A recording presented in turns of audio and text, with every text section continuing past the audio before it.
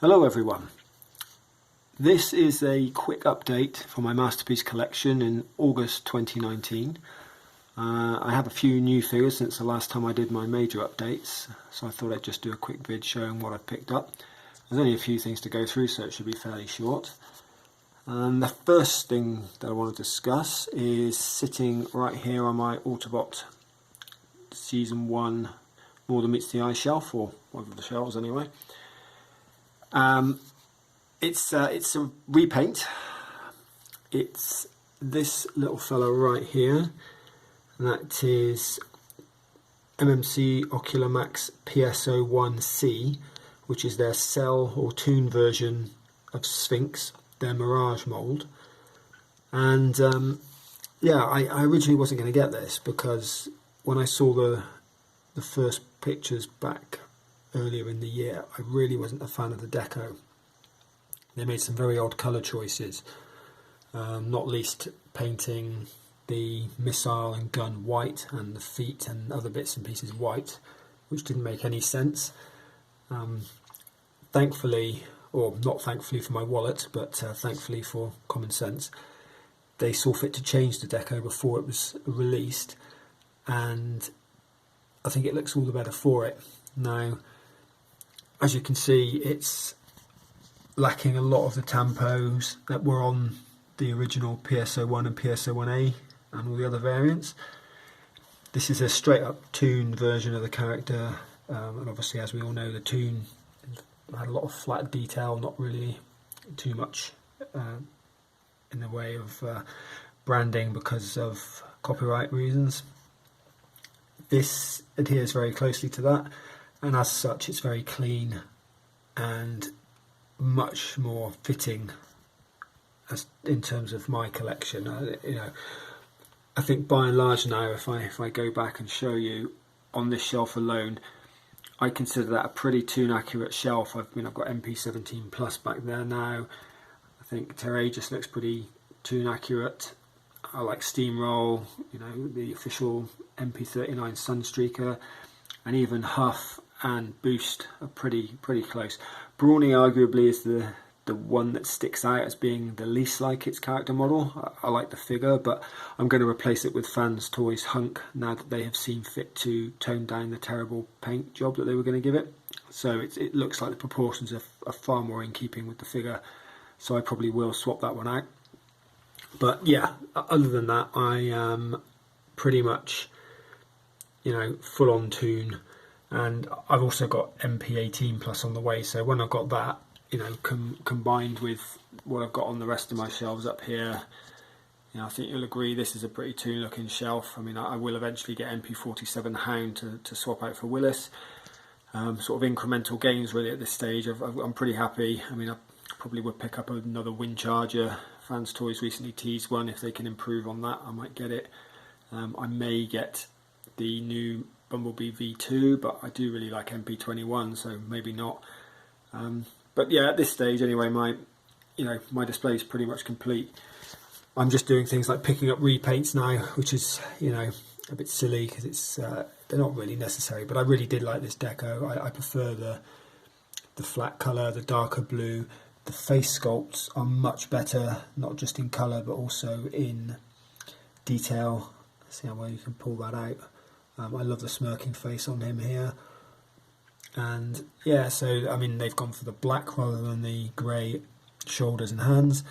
You can see now that on the shoulder pads here, on the old version, that would have said 26, but it's now down the bottom. I don't know how well that will, yeah, you can probably just see it from that angle. That's how it should be in the toon. The 26 would have been on that orientation rather than on the shoulders as it was on the first versions. Sure, a few liberties still taken, not only with the actual design of the figure, but with the colours. The knees still, they're not chromed now, but they're still not quite toon accurate. Same goes for the feet. But by and large, with the changes they've made with the white on the chest here and bottom there, and the flat white there, which is a nicer white actually, it's just a much better. There's no chroming on there either, I should say. It's just a much better figure and it fits my collection. So yeah, it was a lot cheaper as well. I wish I'd never got the original now. The original cost me over £110. This was about £80. I probably could have got it cheaper if I'd gone for a Chinese seller from eBay, but I wanted to be sure that I was going to get it in hand. So, you know, I paid that little bit extra for my regular seller. But yeah, that's Mirage. I've done a separate video for it anyway, so I probably blabbered on way too long about it. But it's a cool little addition to my collection. Speaking of which, if I move down, we come to another figure that I picked up fairly recently, before Sphinx actually, and that's X-Transbots Klaatu. I forget what numeric designation he is, but yeah, obviously their version of a Masterpiece Cosmos, and this is the metallic reissue. You can probably pick that up in the paint actually with the light on it. There's a nice metallic fleck to the paint. It looks pretty good in person, better than it does on camera actually. I'm not doing this with the best camera, it's quite harsh lighting, so it doesn't come up as well as it would do. But yeah, I really like this. There are a few variations in colour tone on the yellows, like the shins are a different colour to the thighs, and the face and the arms again, they're different things. But to be honest, it's kind of, you know, part of the character charm. It's not something that really bugs me, put it that way. What did bug me was the QC issue I had with the figure, which again I've done a video about, not only in my main unboxing but also in a separate video. But down here there's a little flap that tucks into his foot in robot mode. On the left one on mine, it's warped and it doesn't tuck in. I've kind of forced it in now and put blue tack on it to hold it in place so that I can display it. Obviously not ideal. I don't really know what's going on with it. I don't know how it doesn't look warped, but it obviously is. Something's not right. I contacted X-Transbots and they were initially very responsive and said, oh yeah, we'll get you a new part out, you just need to cover shipping. And now they've, you know, gone radio silent, so I don't really know whether I'm ever going to get that part. I'll try and follow up again at some point, but I don't know. Now he's on the shelf and I'm not really moving him. I don't know if I'm going to be that bothered. I'm not really one to transform my figures that much, but it is a bit annoying because, you know, also one other thing that happened was when I was transforming him, I had a little bit of paint chipping on there. It's the only bit that I can see on the figure, so if I did get another foot, it might not have that, so that would be another bonus. But it's only a tiny chip anyway at the end of the day. But it looks worse on the metallic figure than it would on a matte one, I think. But other than that, I think it's a great little figure. I mean, it really does evoke Cosmos. I'm not really a massive Season 2 bot fan, though I have a couple of characters that I really like. I mean, this big lad right here was one of them, but that had its own QC issues, as I've mentioned in other videos, one of my earliest videos. I only have a few other Season 2 characters really, Autobots. I've got Smokescreen here, and I probably won't be picking up the Plus variant of this. There's really not, I'm not a massive fan of the character, and having looked at what the differences are going to bring to the table, it won't have some of the tampos, but I don't mind them. The colour scheme's not significantly changed. The head sculpt is changed, and also the cannons, I believe, and the legs are going to be sort of more of a white. So yeah, I mean, there are subtle differences, but you know, I'm saying now I might end up changing my mind, but I don't think I am, because I'm not, you know, he wasn't a favourite character growing up. He wasn't a Season 1 character, a More Than Meets the Eye character. It was just something, I actually picked this guy up as part of a 3 Datsun deal. So I would never have bought him really if it weren't for the fact that I got 3 of them for £50, which was insane. So yeah, I probably won't replace him, but yeah. Also, I've got Trax. I think it's MP25. I think widely considered to be one of the lesser Masterpiece molds. I quite like it. Again, it's a KO, so it was cheap. I like the paint job. I think it looks okay. Just stood there in bot mode. I mean, not great, don't get me wrong. I can see all the flaws with it. But again, Trax was never a massive favourite in terms of the character, but I did love the toy as a kid because it looked really cool. So I quite liked it, and I actually think it's one of the vehicles, or one of the characters that I almost displayed in vehicle mode because I really like the Corvette. But it's got some nice little add-ons. I didn't get the flight stand, which is why it's not displayed in its alt mode actually. That would have been nice to have had it in jet car mode. But anyway, I think my favourite Season 2 character for the smaller bots was always this chap, Powerglide, mainly because of his Girl Who Loved Powerglide storyline with Astoria there. And also this is another KO, and damn, for less than, I think it was less than £30, it was £27.50 or something delivered, and it's great. The quality is amazing for what it is. It's not even a mini bot really. I mean, it's slightly larger. It's a midi bot really. The quality is great. It really does look good. So I would say that it's on a par with the quality of this guy, if not quite as big. But yeah, anyway, that tangent was just designed to say that I'm not really a massive Season 2 fan. As you can see, that's the sum total of my Season 2 Autobots there. I probably won't be getting too many more either. I mean, I've passed on Sea Spray and Warpath. I'm not going to get either because I'm just not that bothered. Season 1 was always my thing, and the movie. So I'd rather concentrate on what I've got left to get from the movie, which is still a few. I'm waiting for different versions of Cup. I'm waiting on another version of Blur, and also another version of Springer before I make my final decision. Anyway, moving on to the last figure I've picked up recently, and it's another repaint, and it's this fella right here, and this is the Transform Element TE01B, which is their Nemesis Prime. Confusingly, they've called this OP Leader as well as their Optimus deco. Should probably have differentiated it with another name, but they chose to give them the same name. Obviously, you're not going to confuse the two because this one comes with a ridiculously cool looking black deco,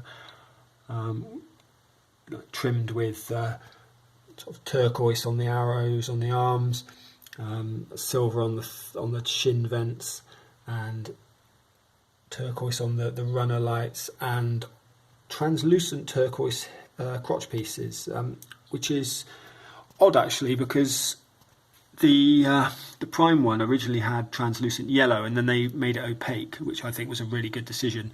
And also they removed the yellow on the arm arrows there. I think they did that to really go for the Toon look, because the Magic Square one had those details, so they wanted to differentiate themselves. They also removed the silver trim around the windows. They've obviously reinstated that here for this version, along with a nice red windows instead of the blue windows for the Optimus version. And yeah, it's got a great matrix chamber. The red matrix itself's great. I love the red LED in the gun. I like the red Energon axe. I also think that this is the V1 head sculpt, which didn't really work on the first Optimus release because they made it too light. They made the grey too light. If they'd made it a bit darker, it would have been better. But here, the silver and red just really works with the black, the main black. So I've actually kept this on to differentiate it between the Optimus Prime TE01 and the Nemesis Prime TE01B.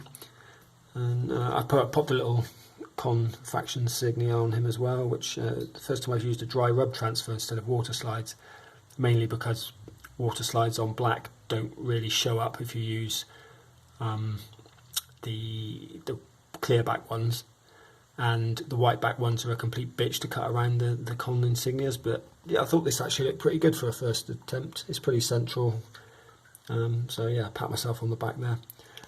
But yeah, I love this mould. It's a great mould. They've made some improvements to it as well.